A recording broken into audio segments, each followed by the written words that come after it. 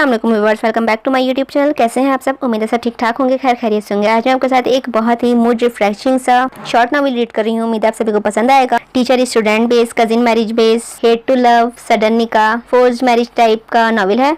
चलिए अपना novel start करते हैं। अगर पसंद आए तो लाइक कीजिएगा, चैनल पर नए हैं तो चैनल को सब्सक्राइब कीजिएगा, अपना रिव्यू लाजमी शेयर कीजिएगा कमेंट्स में, और बेल आइकन प्रेस करना बिल्कुल नहीं भूलिएगा ताकि आपको हर नए आने वाली वीडियो की अपडेट सबसे पहले मिले। Okay, let's get started. अभी उसने कंप्यूटर ऑन किया ही था कि लाइट चली गई थी। आह क्या मुसीबत है, वो सख्त झुंझलाई थी।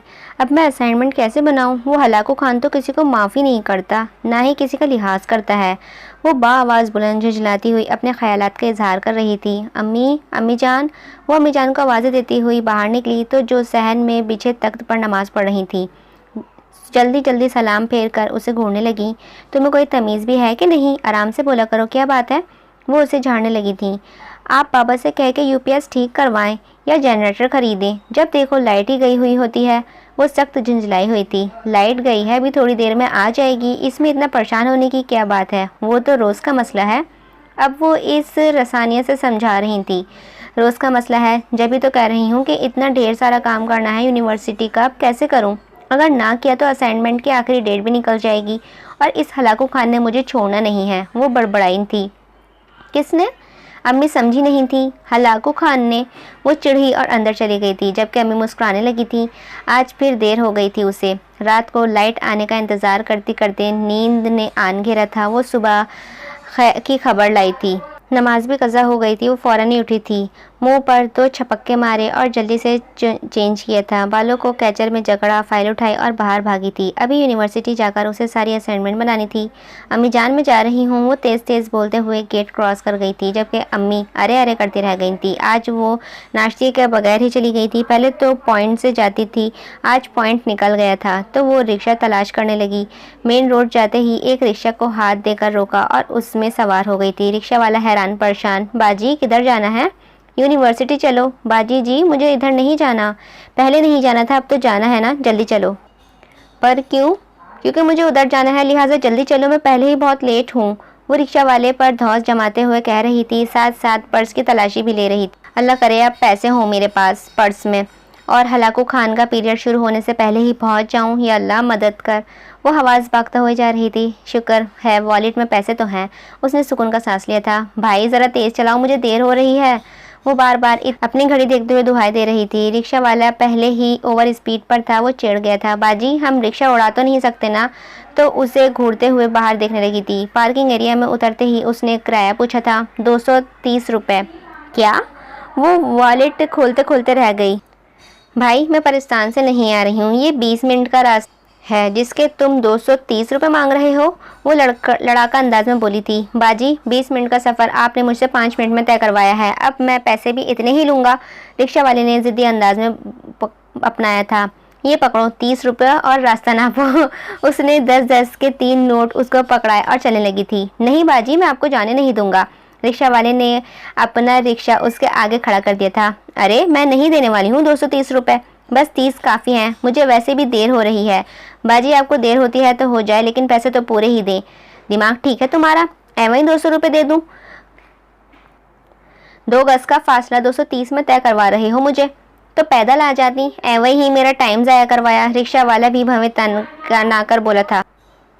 अभी उसने कुछ कहने के लिए मुंह खोला ही था कि किसी ने पीछे से 100-100 के 2 नोट पकड़वाए थे। रिक्शा वाले ने नोट झपटे और हवा हो गया था। वो हक्का बक्का पीछे मुड़ी तो धक से रह गई। हलाकू खान उसे घूर रहा था, फिर एक गुस्सैली नज़र उस पर चलाते हुए गेट क्रॉस कर गया था, जबकि वो शर्म से पानी पानी हो गई थी, लेकिन सिर्फ चंद लम्हों के लिए।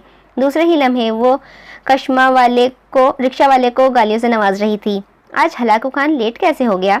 क्लासरूम के बाहर खड़े अब वो हैरानियों के समुंदर में गोते खा रही थी। खैर आज तो वो खुद लेट है, मुझे क्या क्लास से बाहर निकालेंगे?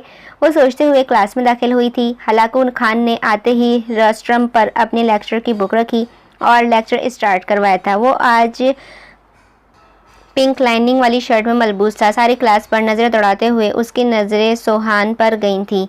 बगौर उसका पूरा जायज़ा लिया था, जो मज़े से सर कुर्सी के बैग पर रखे लेक्चर सुन रही थी। उसके अंदाजे चौक कर उसने देखा था। मुझे तुमसे मोहब्बत है दीवानगी की हद तक, दीवाना मुझे बनाओ ना दीवानगी की हद तक। न जाने आज ये गाना क्यों उसकी ज़ुबान पर था। वो सर झटक झटक कर लेक्चर पर तवज्जो देने लगी थी। आज सुबह का आगाज़ ही बुरा हुआ था। एक तो नमाज कज़ा हुई, दूसरा रिक्शा वाले के साथ मगजमारी और अब हलाकू खान के सामने खामोश बेइज्जती। अल्लाह अल्लाह करके क्लास ख़त्म हुई थी। अम्मी हैरान परेशान किचन के दरवाजे में टोकरी लिए खड़ी थी। अब क्या हुआ है जो इतनी जल्दी आ गई हो? जो जवाब नदरत था। हुआ क्या है? अब वो उसे हिलाकर पूछने लगी थी। पूछे इस हलाकू खान से जो हर वक्त मेरी चौकीदारी पर मामूर है। और फिर सारा वाक़या कह सुनाया था। जवाबन अम्मी के चेहरे पर भी मुस्कुराहट दौड़ गई थी। ये नहीं था कि तमीज़ उसके दायरा इख्तियार से बाहर थी, सिर्फ ये बात थी कि वो लापरवाह थी और फिर इकलौती बेटी और इकलौती बहन होने की वजह से काफ़ी लाडली थी। तभी तो उसके ऐसी हरकतों पर कोई गिरफ्त नहीं करता था सिवाय हलाकू खान के। दादी हमेशा कहती थी सईदा बच्ची है, लेकिन सईदा को उसकी ये हरकतें नागवार गुजरती थीं। लेकिन वो भाई साहब के सामने भी उसे कुछ ना कह सकती थी। इस घर में 2 भाई रहते थे, बड़े अजीम और छोटे अदीम, जिनकी बीवियां बरतलब अज़मी और सईदा थीं। अजीम साहब की 3 औलादें थीं, सना, मुईद और आरब, जबकि अली और उम्मे सोहान अदीम साहब की औलादें थीं। सना घर में सबसे बड़ी थी, इसीलिए जल्द ही ब्याह कर अपने मामू के घर चली गई थी, जो जल्द ही अपने जॉब की वजह से उनको लेकर परदेश जाने का उनके बाद मुईद था। अदीम चचा का अली और मुईद हम उम्र थे, उनके बाद सोहन और आखिर में आरब। सास गाली देवे, देवर जी समझा देवे, ससुराल गेंदा फूल, मियाँ छेड़ देवे, ननन चुटकी लेवे, ससुराल गेंदा फूल। वो बड़े मज़े से पिछले सहन में झाड़ू लगाते हुए बाआवाज़ बुलंद गा रही थी। पिछले कई दिनों से अम्मी जान उसे स्टोर रूम की सफाई का कह रही थी। काम वाली से वो स्टोर रूम की सफाई नहीं करवाती थी, क्योंकि वहाँ बहुत सी चीज़ें ऐसी थीं जो अहम थीं और काम वाली से सफाई करवाने का रिस्क वो ले नहीं सकती थी। लिहाजा सोहन की जिम्मेदारी काम लगा था। आज था भी वीकेंड, तो सोहन सफाई करते हुए ऊंची आवाज़ में गा रही थी, ये सोचे बगैर कि उसका नया नया ससुराल बना था और वो इस वक्त ससुराली हिस्से में मौजूद थी। दादी जो बरामदे पर पड़े तख्त पर ऊँग रही थीं, उसके गाने की आवाज़ सुनकर उठ बैठी। दादी उसे बहुत प्यार करती थी। ससुराल के बारे में नाला फरियाद सुनकर फ़ौरन ही जलाली मूड में आ गई थी। लिहाजा फ़ौरन ही उसके नाम की पुकार पड़ी थी। जी दादी। वो फ़ौरन ही हाजिर हुई थी। ये तुम क्या गा रही हो? तुम्हारी सास तुम्हें गालियाँ दे रही है तो मुझे क्यों नहीं बताया? अभी उसकी खबर लेती हूँ। नहीं दादी, मैं तो गाना गा रही थी। उसने फ़ौरन ही अपनी इतनी अच्छी सास की साइड ली। तौबा अल्लाह, कैसे बेहुदा गाने चल निकले हैं आजकल, जिसमें तोहमत और बहतान लगाए जा रहे हैं।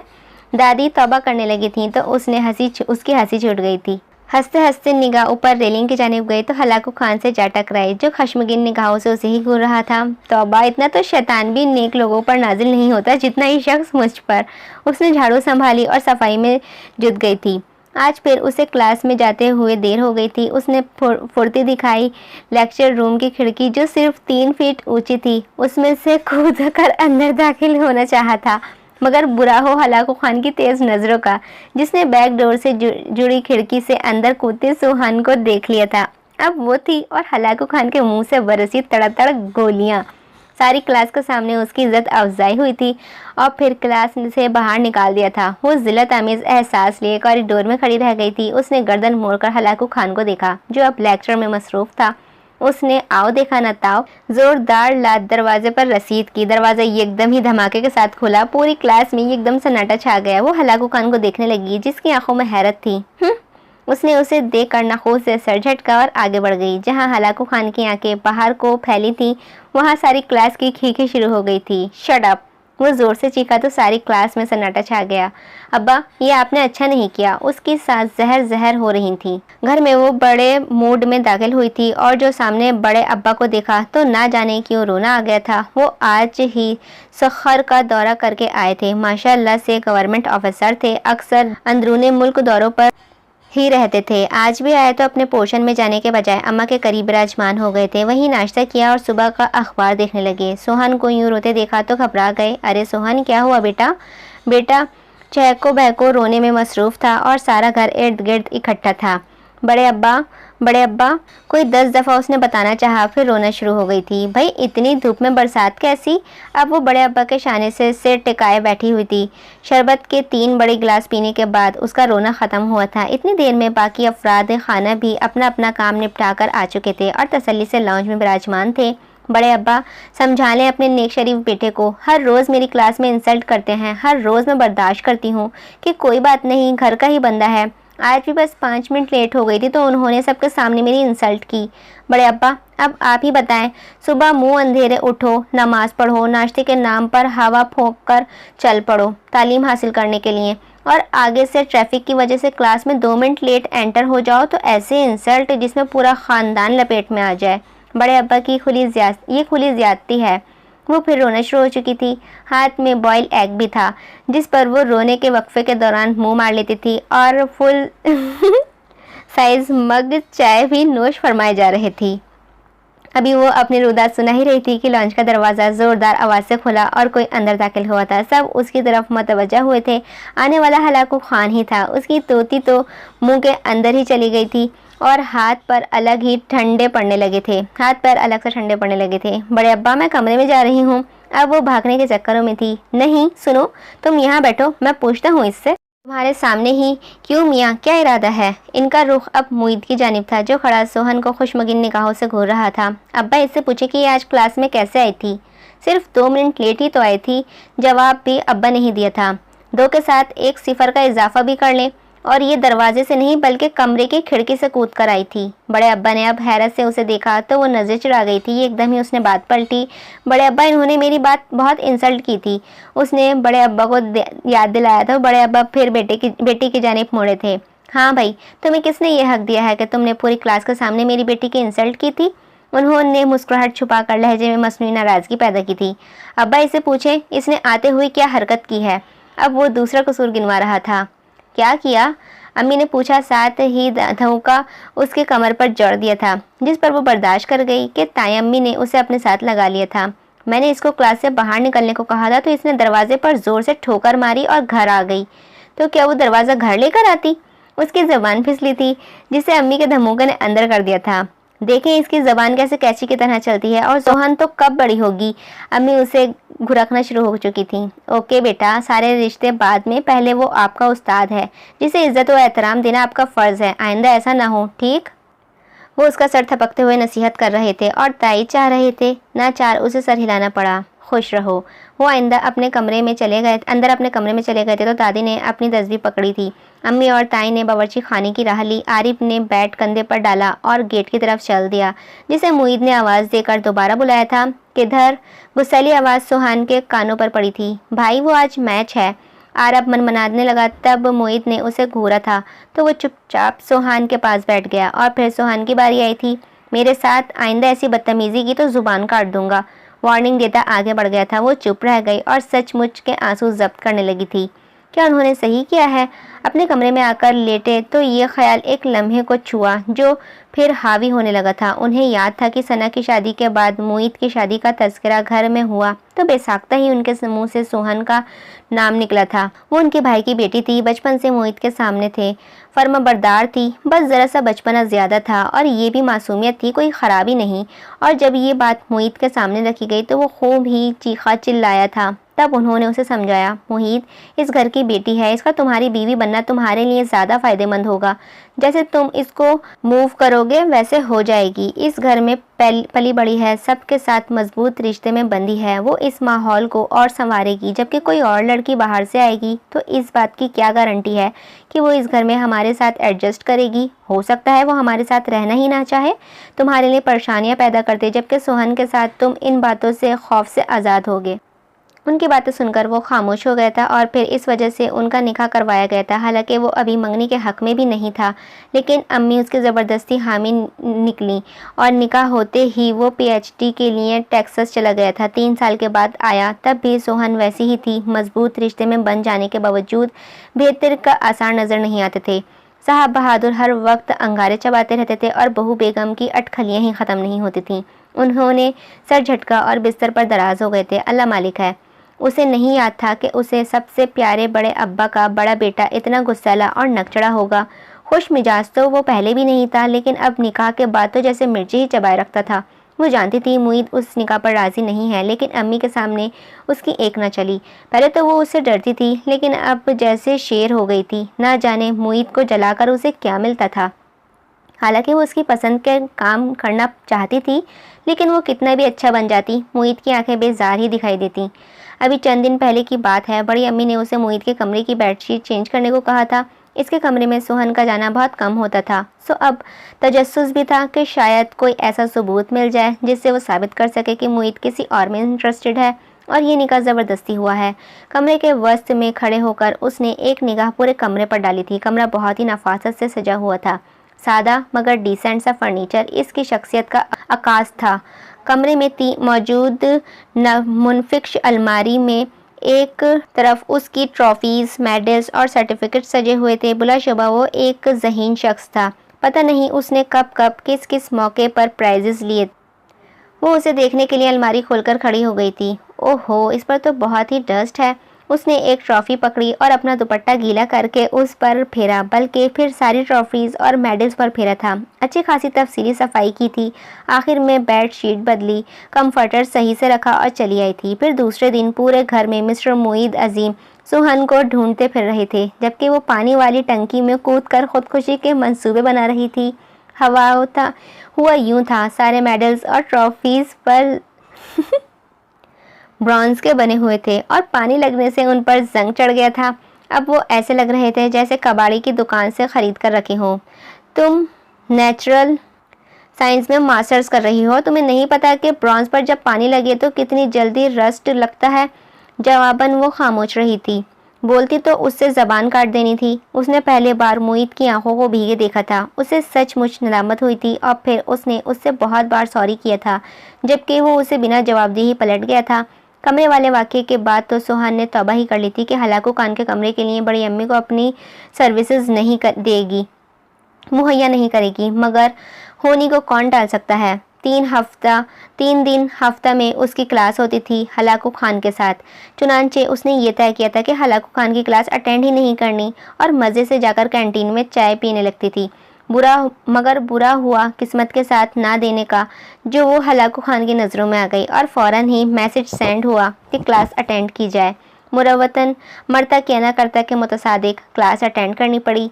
शराफत से दरवाजे के ज़रिए कमरे में दाखिल हुई और आखिरी रो में जाकर बैठ गई। ठीक 3 मिनट बाद मोहतरम क्लास में दाखिल हुए थे। अपनी फाइल रोस्ट्रम पर रखी और लेक्चर शुरू किया। 4 मिनट तो उसने बर्दाश्त किया और फिर इधर उधर देखा। सब लोग पूरे अहमाक से लेक्चर लेने में मसरूफ़ थे। अप्लाइड फिज़िक्स में मास्टर्स का मशवरा भी, बल्कि ज़बरदस्ती भी हलाकू खान की जानिब से ही हुई थी और वो तय जान के आगे भी बस हो गई थी जब उन्होंने भी बेटे को फेवर किया था। मुंह पर हाथ रखे बामुश्किल जमाई को रोका। मोबाइल निकाल के कनखियों से उसे देखा था, जो निहायत ही अहमक से लेक्चर डिलीवर कर रहा था। सो मोबाइल में म्यूज़िक प्लेयर ऑन किया था और सॉन्ग्स चेक करते करते सॉन्ग प्ले हो गया। नी तेरे लक व हुलारे रंगरा रीरी रारा फुल वॉल्यूम में सॉन्ग बजना शुरू हो गया था। सबकी गर्दन बेसाख्ता ही उसकी तरफ मुड़ी थी और वो ऐसी बदहवास हुई कि मोबाइल नीचे रखकर उस पर पैर जमाकर खड़ी हो गई थी। वो एकदम ही खामोश हुआ था। चेहरे पर सुर्खी झलकने लगी थी और दांत पर दांत जमाए निहायत ही मजबूत से उसे देखा, जिसका रंग उड़ गया था। बस अब मैं गई। वो आंखें मीच कर खड़ी हो गई थी। तभी वो करीब आया और उसका पाँव हटाकर मोबाइल उठाया और ऑफ करके जेब में डाल लिया था। रोस्ट्रम से चीज़ें उठाते हुए एक नज़र सोहन पर डाली और बाहर निकल गया। सोहन, तुम्हारे साथ मसला क्या है? जब भी सर की क्लास होती है तुम्हारी कोई ना कोई बोंगी हरकत लेक्चर का टेम्पो तोड़ देती हैं। क्लास का सबसे होनहार स्टूडेंट अहमद गुस्से से उसे कह रहा था। बाकी सब भी उसे मलामत भरी नज़रों से देख रहे थे। वो उन्हें बताना चाहती थी कि उसने ये सब कुछ जानबूझकर नहीं किया था, बस हो गया, लेकिन वो चुपचाप सर झुकाए क्लास से बाहर निकल गई थी। बाहर वो उसके आज़ार का बाइस बन चुकी थी। उसका दिल बहुत ही बोझल हुआ था। चलो जी, छुट्टी हुई पढ़ाई से। वो बेतहाशा खुश थी। आखिरी सेमेस्टर भी अपने अख्ताम को पहुंचा था। अब वो थी और मौज मस्तियाँ थीं। बस रिज़ल्ट का इंतज़ार था और फिर एक बेहतरीन जॉब उसके मुंतज़िर थी। ये उसका ज़ाती ख्याल था जिससे कोई भी मुंतफिक नहीं था। अम्मी तो सीधे सुझाव शादी का कह रही थी, लेकिन वो सुनते ही बितक उठी थी। जो बंदा मुझे क्लास में 5 मिनट बर्दाश्त नहीं कर सकता वो सारी ज़िंदगी कैसे करेगा? No never. उसने खाना पीना छोड़ दिया था।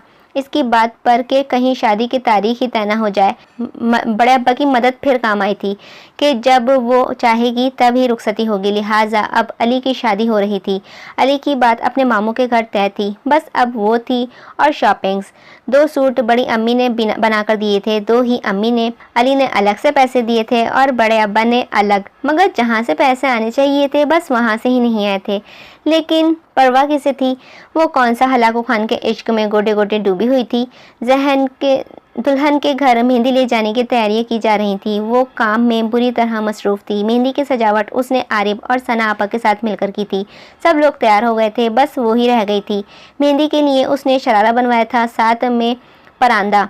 अब भला फ्रिम्जी कट पर परांदा कैसे टिकता? कोई 150 पिन लगाने के बाद भी ना टिका। आरिफ उसे बुलाने आया था। चलो ना आप ही, चाचा नाराज़ हो रहे हैं। सब लोग जा चुके हैं, बस तुम्हारे ही नखरे ख़त्म नहीं हो रहे हैं। वो था तो उसका देवर, लेकिन बात का पूरा था। आरिफ, ये परांदा ठीक से नहीं टिक रहा। अच्छा लाओ मैं तुम्हारी हेल्प करूं। लेकिन तुम क्या करोगे? अपने बालों में लगाऊंगा। वो जलकर बोला था। कुछ ना कुछ तो करूंगा ना। अच्छा ठहरो, मैं अभी आया। कहते हुए बाहर गया। थोड़ी देर बाद आया तो परांदा उसके हाथ से ले लिया था। आप ही तुम परांदा गूंद दो, लगा मैं दूंगा। अब जैसे ही सुहान वैसा आरिफ। सोहन ने परांदा गूंद के उसे थमा दिया था और उसने कैसे सेट किया वो बिल्कुल भी नहीं हिल रहा था। Thank you Arif. वो खुश हो गई थी। आईने में खुद का तफसीली जायज़ा लिया और मुस्कुराते हुए बाहर आई। मुईद के साथ बैठते हुए एक लम्हे को महसूस भी न हुआ था कि वो उसका शौहर है। जैसे ही वो लोग पहुँचे, मेहंदी के साथ आई हुई भंगड़ा टीम ढोल की थाप पर शुरू हो गई थी। सब लड़के भंगड़ा डाल रहे थे। दूल्हा की इकलौती बहन होने का एहसास ही बहुत खुशकुन था। सबसे आगे बढ़ा थाल पकड़े वो मगन अंदाज में आगे बढ़ रही थी कि ठिठक गई। हलाकू खान और लड़की के साथ हंसता हुआ पाया जाए नामुमकिन था, लेकिन ये हो चुका था। न जाने वो कौन थी, मुईद के साथ उसका क्या रिश्ता था। वो नज़रअंदाज कर गई थी और आगे मेहंदी के हुज्जों में शामिल हो गई। फिर पूरी मेहंदी में वो लड़की आपस में बातों में मसरूफ़ रहे थे। वो ठिठकी तो इस वक्त भी थी जब अली उसकी सास उसको मुईद के साथ मेहंदी लगाने के लिए स्टेज पर बुलवाया था, मगर वो ना आया कि उसे ये सब पसंद ना था। सोहन की ज़िंदगी में उसकी हर बात बुरी लगती थी, मगर ना जाने क्यों आज रंग फीका पड़ गया था। मेहंदी लगाने के बाद लड़कियों ने लुट्टी डाली थी। वापसी में वो मुईद की गाड़ी में ही बैठी थी। दिल हुनूस उदास था। बारात और वलीमे के दिन भी वो लड़की और उसका भाई दोनों मुईद के साथ ही चुपके रहे थे। ना जाने क्यों ना जाने कैसा भाई है। बहन साहिबा गैर मर्द पर आशिक है और भाई को परवाह ही नहीं। वलीमे वाले दिन वो स्टेज पर जा रही थी जब उस लड़की के भाई ने उसे बुलाया था। Excuse me. वो हैरानी छुपाते उसे देख रही थी। आप सोहन है ना? नहीं, वो इत्मीनान से बोली थी। वो जो उसे शरारती नज़रों से देख रहा था हैरान हुआ। मगर मेरी मालूमात के मुताबिक तो आप उम्मे सोहन ही हैं। जी नहीं, आपकी मालूमात अधूरी है। मैं उम्मे सोहन मुईद हूँ। उसने फ़खरिया कहा तो मुखातिब का कहकहा छूट गया था। जी मैं जानता हूँ आपके बारे में, और आपसे मुतालिक जितनी मालूमात मेरे पास थी सब दुरुस्त साबित हुई हैं। वो हंसते हुए कह रहा था। आपको मेरे बारे में पता है, लेकिन मेरे मियाँ के बारे में नहीं। मैं उनकी बीवी हूँ जिनके साथ आपकी बहन खड़ी हैं। जी? वो हैरान हुआ। जी। अब वो चल दी थी। उसे अपने पीछे कहकहों की आवाज़ बखूबी सुनाई दी थी। फिर उसने कई बार उस लड़के को मुईद के पास देखा और मुईद को भी खुद संजीदा निगाहों से उसे देख रहा था। या अल्लाह, अब मैंने क्या किया है? ये नज़रें मेरा पीछा क्यों नहीं छोड़ रही? फंक्शन एहतमाम को पहुंचा तो लोग अपने घरों को सधारे थे और दूल्हा दुल्हन शेर को वो जो किसी रिसर्च इंस्टीट्यूट को ज्वाइन करना चाह रही थी, अब्बू अम्मी की मज़ाकरत सुनकर दंग रह गई थी। हलाकू खान ने फ़ौरन से पेशतर रुखसती का शोशा छोड़ा था। वो बड़े मज़े से पूरियों के लिए मैदा गूंद रही थी। बड़ी अब्बा मुल्तान से आज ही आए थे। सब लोग नाश्ता इधर ही करेंगे, बड़ी अम्मा ने कहा था। लिहाजा वो उनकी मदद के ख्याल से किचन में मौजूद थी। आरब को अपने साथ मेवे काटने पर लगाया हुआ था, मगर अम्मी अब्बू के ज़ेरे ख्यालात सुनने के बाद गुस्से की शहीदी लहर उसके अंदर उठी थी, तो उसने मैदे से सने हाथ धोने के बजाय सीधे मुईद के कमरे का रुख। धड़ाक की आवाज़ से दरवाज़ा खुला था। वो जो खड़ा आईने में बाल बना रहा था उसका अक्स देखकर मुस्कुराते हुए पलटा तो वजह वो खुद नहीं, उसका होलिया था। मैदे से सने हुए हाथ कुछ चेहरे और बालों पर भी लगा हुआ था। कंधे पर दस्तरख्वान मौजूद था और दुपट्टा कमर के बांध रखा था, और बीच दरवाजे में खड़ी दोनों हाथ कमर पर रखे गज़बनाक अंदाज में से घूर रही थी। क्या बात है? उसने सोहन के गुस्सैले अंदाज को इग्नोर किया था। बात यह है कि आपकी हिम्मत कैसे है रुखसती का शोशा छोड़ने की। वो 2 कदम आगे आई और हाथ नचाते हुए बोली थी। मोहित ने एक नज़र उसे देखा और मुस्कुराहट छुपाते हुए बोला था, कभी तो रुखसत होना ही था, तो अब क्यों नहीं? इसीलिए कि मैं इतनी बोर्ड लाइफ आपके साथ नहीं गुजार सकती, लाइफ भी ऐसी जिसमें मोहब्बत ही ना हो, उस्ताद शागिर्द का वजूद हो। वो चमक के बोली थी, अच्छा तो हम कैसी लाइफ चाहती हो? अच्छा तो तुम कैसी लाइफ चाहती हो? मोहित ने संजीदा अंदाज अपनाया था। जवाब में सोहन के ख्वाबों को ज़बान मिल गई थी। ऐसी लाइफ जिसमें खुशी हो, रंग हो, फूल हो, खुशबू हो। मैं जानती हूँ मैं आपको अच्छी नहीं लगती। हमारे निकाह से पहले आपका वावेला मेरी निगाहों से छुपा नहीं था, लेकिन मैं कुछ ना कर पाई आपके लिए, और मेरा मिजाज में बहुत आपके और मेरे मिजाज में बहुत फ़र्क है। लेकिन बड़े अब्बा नहीं माने। मेरी हर बात में आपको बचाना महसूस होता है, मेरी हर बात में आपको बचपना महसूस होता है, हर बात बुरी लगती है। मैं कौन ज़हन भी हूँ और जाहिल भी, सब आप जानते हैं, फिर भी रुखसती समझ में नहीं आया ये सब। वो बहुत ही बोल्ड स्टाइल में बोल रही थी। वो जो उसकी जानिब सताइशी अंदाज में देख रहा था मुस्कुरा दिया। गुड, तुम्हें बोलना आता है, और इतने बोल्ड अंदाज में। वेरी गुड, मैं जानता हूँ, और वैसा भी हो, और ऐसा हुआ भी है। मैं नहीं चाहता कि मेरी शादी तुमसे हो, वजह तुम्हारी कम उम्र होना था, फिर तुम्हारा नॉन सीरियस अंदाज, ये सब कुछ मैं अपनी लाइफ पार्टनर में नहीं देखना चाहता था। ऐसा नहीं है कि तुम मुझे पसंद नहीं थी, बस तुम्हारा बचपना हरकतें मुझे गुस्सा दिलाती थीं। लेकिन जब तुमने स्टडी के लिए मेरी ही फील्ड को चूज़ किया तो मुझे अच्छा लगा। मुझे पता था कि तुम फाइन आर्ट्स लेना चाहती हो, लेकिन तुमने मेरी वजह से नेचुरल साइंस पढ़ी, तब तुम मुझे और अच्छी लगी। जब तुमने उमर से अपना इंट्रोडक्शन करवाया था, वो सुनते सुनते चौंकी थी। कब? किस उमर से? कौन उमर? वही जिसे तुमने कहा था कि मैं मिसेस सुहान मुईद हूँ। मुईद ने उसकी नकल उतारी थी। हाँ, आपको कैसे पता चला? वह हैरान हुई थी, इसीलिए कि मोहतरमा के पीछे खड़ा था। मैं खुद तुम्हारा तारुफ करवाना चाह रहा था, लेकिन उमर ने मना कर दिया था कि मैं खुद पूछूंगा। मेरे बचपन का दोस्त है। उसने सोहन को बताया तो साथ ही वो लड़की भी उसके जहन पर लहराई थी। वो लड़की कौन थी जो उस दिन आपके साथ बड़ी ही फ्रैंक हो रही थी? उमर की बहन थी ना वो, इसीलिए मैंने उसे बताया था कि मैं आपकी बीवी हूँ, ताकि वो अपनी बहन को भी बता सके। वो बड़े चुपते हुए अंदाज में बोली थी, तो मोहित ने निहायत ही गुस्से से उससे घूरा था। तुम कब बड़ी होगी? इसमें बड़ा होने की क्या बात है? जो मैंने आपसे पूछा है उसका जवाब दें। वो तनफीशी अंदाज अपनाए हुए बोली थी। ओ अल्लाह की बंदी, वो मिसेस उमर है। वो मिसेस है उमर की। मुझे अपना भाई समझती है। आ गई ना बीवियों वाली जेलसी। अब मोहित ने गहरा सांस लेते हुए कहा तो वो शर्मिंदा हो गई थी। तो आप मेरा तारुफ करवा देते। वो फिर डिटाई से बोली तो वो हंस दिया था। तारुफ करवा ही देता, अगर जो तुम्हारे डिटाई पर 2.5 गज का परांदा मेरे मुंह पर ना लगता। बहुत गुस्सा आया था मुझे तुम पर। जो चीज़ इस्तेमाल नहीं करना आती है उसको लेने का क्या फ़ायदा? मुझे पता है कि परांदा कैसे बांधा जाता है। वो अरब के बच्चे ने सही से सेट नहीं किया था, और आपको पता है कि उसने परांदा लगाया किससे था? UHU से। मेरे सारे बाल ख़राब हो गए थे। वो याद आते ही रुहासा हो गई थी, जबकि वो अपना कहकर नहीं रोक पाया था। ओ खुदाया, तुम क्या चीज़ हो सोहन। वो अब भी हंस रहा था, जबकि वो उसे देख रही थी। अपनी ज़िंदगी के इतने सालों में बहुत कम उसने मुईद को यूं कह लगाते हुए देखा था। भलाशुबह वो बहुत ही प्यारा लग रहा था। वो जो उससे लड़ने आई थी घबरा के पलटी थी। अच्छा एक बात तो बताओ, ये हलाकू खान कौन है भाई? उसने जाते हुए सोहन का बाजू थामा तो दिल धक कर रह गया था। मुझे क्या पता। अच्छा, हमारे घर में बड़ा चर्चा है उस हलाकू खान का। अब वो बड़े मगन से अंदाज में ड्रेसिंग टेबल पर रखे परफ्यूम्स देख रहा था। इससे पहले कि वो जवाब देती, आरिफ की एंट्री हुई थी। वहाँ पूरियाँ खुद ही अपने आप को पेल कर, खुद ही तेल में छलांग लगाकर, अपने आप को तल कर अब हॉट पॉट में बंद हो गई हैं, जबकि यहाँ मियाँ बीवी का रोमांस ही ख़त्म नहीं हो रहा। क्या रोमांस? और तुम्हारे भाई के साथ? वो गुस्से से बोली थी। तुम्हारे भाई की शक्ल देखी है? हलाकू खान जैसी है। अच्छा, तुम मुझे हलाकू खान कहती हो? मुईद ने टेबल पर परफ्यूम पटका था। आरिफ तो उसके रंग देखकर ही भाग गया था, जबकि सोहन काबू में आ गई थी।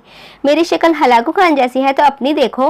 वो उसका हाथ पकड़कर आईने के सामने ले आया। हुलिया हस्बे हाल था। पता है क्या लग रही हो? वो मुस्कुराया था और उसकी आंखों में झांका था। क्या? वो मेस्मराइज हुई तो उसके कंधों पर बाजू फैलाकर वो बोला था, बिल बतोड़ी। क्या? वो चीखी तो मुईद ने अपने कानों पर हाथ रख लिए थे। चलो एक तस्वीर हो जाए, यादगार के तौर पर खूब गुजरेगी जो मिल बैठेंगे हलाकू खान और मिसेस बिल बतोड़ी। वो उसकी नन्ही सी नाक दबाकर जेब में से मोबाइल निकालते हुए बोला, और फिर दोनों की मुश्तरका तस्वीर खींच ली थी। वो आंखों में पानी लिए हंसती थी, क्योंकि उसने मुईद की आंखों में अपना अक्स जो देख लिया था। ख़त्म शुद। उम्मीद है आप लोगों को ये नावल बहुत अच्छा लगा होगा। बहुत ही फ़नी था, लाइक हीरोइन तो बहुत मज़ेदार थी और वो अरब भी। बड़े मस्त सी स्टोरी थी, एकदम मूड रिफ्रेशिंग वाली। पढ़कर मज़ा आया। उम्मीद है आप सभी को भी मज़ा आया होगा। अगर मज़ा आया हो तो लाइक कीजिएगा, चैनल पर नए हैं तो चैनल को सब्सक्राइब कीजिएगा, अपने रिव्यू कमेंट में लाजमी शेयर कीजिएगा। मिलते हैं किसी और नावल के साथ, जब तक अपना ध्यान रखिएगा, मुझे अपनी दुआ में याद रखिएगा। अल्लाह हाफ़िज़।